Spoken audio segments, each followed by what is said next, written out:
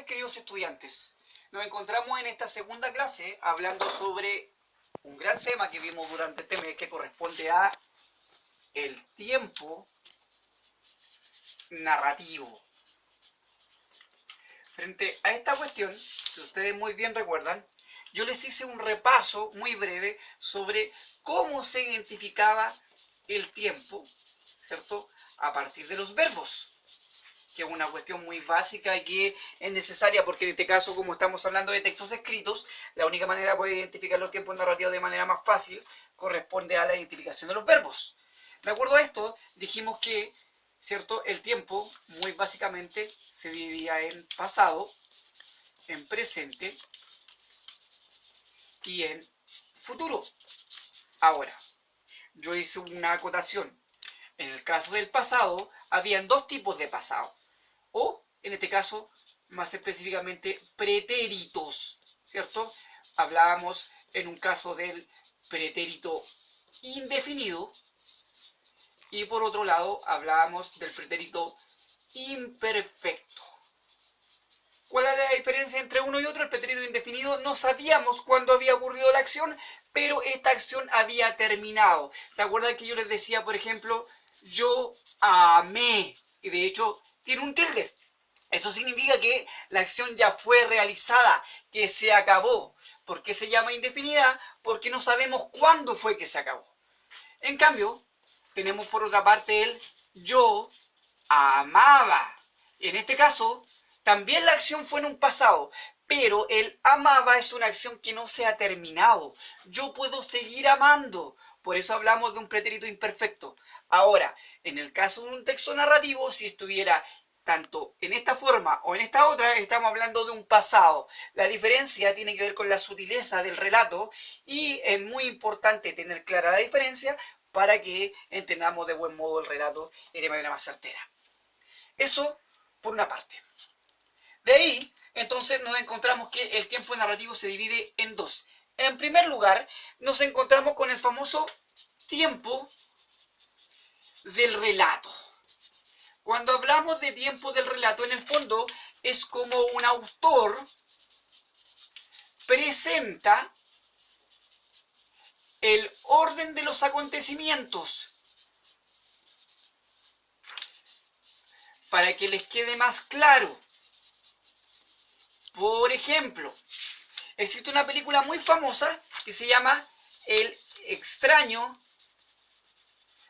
caso de Benjamin Button, ¿cierto? Que es una película de donde, ¿cierto?, nace un hombre que es muy viejo, ¿cierto? Entonces, parte con un nacimiento, pero miren qué paradójico. Ese nacimiento corresponde a una persona vieja. Y esa persona vieja, a medida que va avanzando en la historia, se va volviendo un niño hasta que muere. Por lo tanto, el orden es desde atrás para adelante, por decirlo de alguna manera, ¿ya?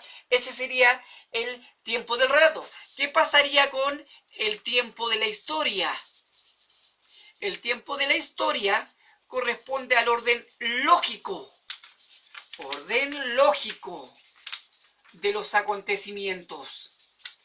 Por lo tanto, en este caso, por ejemplo, lo lógico es que alguien que naciese, ¿cierto?, el nacimiento correspondería a un niño. Y ese niño debería avanzar hacia adelante, hacia un desarrollo y finalmente hacia una muerte. Ese sería el orden lógico. ¿Qué es lo que pasa? Que en este caso la historia, en el caso del tiempo del relato, me lo colocan de manera invertida. En cambio, yo cuando veo la película y termino de verla, me doy cuenta finalmente que ese tiempo del relato ha estado de manera distinta al tiempo de la historia. Ahora, este tiempo de la historia siempre entonces es lineal. ¿Cuál es la gracia? Que este tiempo lineal puede coincidir o no con el tiempo del relato, o como en este caso no coincide, ¿ya? Ahí tenemos estos dos tiempos. Ahora, esto es a grandes rasgos. Otro elemento importante que hay que considerar son las alteraciones temporales. Y en este caso, yo explicaba muy bien en clase que existen dos tipos de alteraciones. Las llamadas analepsis, que corresponden a todos esos subterfugios, por decirlo de alguna manera, que ocupa el autor para ir hacia el pasado. En ese caso, hablábamos de el flashback, ¿se acuerdan? Que era un salto breve al pasado. Un salto muy breve. Por ejemplo, ayer en la tarde cuando estaba tomando once me dolió el estómago, pero no fue más allá de 5 minutos y después seguí lo más bien. Eso sería un flashback. Después, luego hablábamos de un raconto. ¿Qué pasa con el raconto? El raconto es un salto extenso hacia el pasado.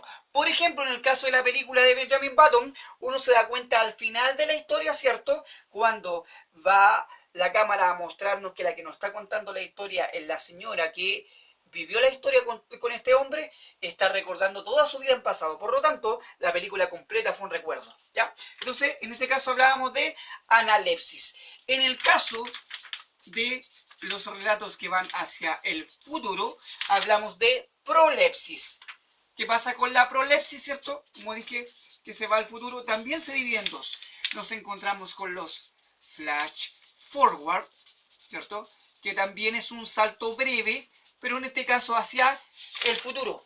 Y hablamos de las premoniciones, que en este caso, o premonición para que sea más fácil en singular, que sería un salto extenso hacia el futuro. Yo les señalaba, por ejemplo, típica flash forward era el inicio del libro Crónica de una muerte anunciada, ¿cierto? Cuando dicen el día en que lo iban a matar, cuando hace un salto a partir del que lo iban a matar, ¿cierto? Ahí se ve un salto hacia el futuro muy cortito y después vuelve hacia el presente.